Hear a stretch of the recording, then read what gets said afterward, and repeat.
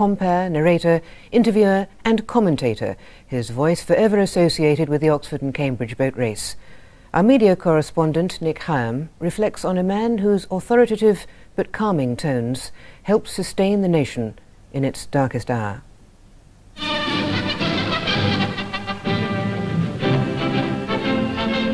When the BBC broadcast its first television news bulletin in 1954, the man they chose to read it, out of vision, was John Snagge, whose voice for 15 years had been the most famous in Britain after Churchill.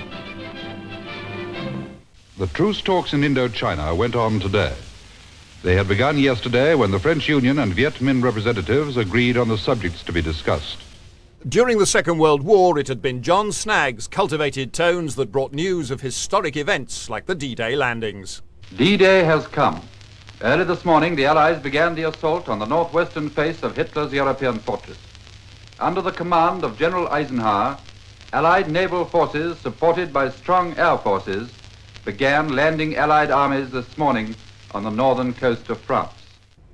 For years, his commentaries were synonymous with the Oxford and Cambridge boat race. He retired from the BBC in 1965, but carried on at the boat race until he was 75.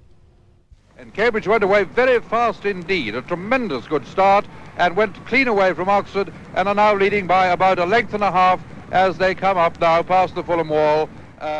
John Snagge had joined the BBC in its very earliest days back in 1924. His death marks the passing of one of the few surviving pioneers of British radio.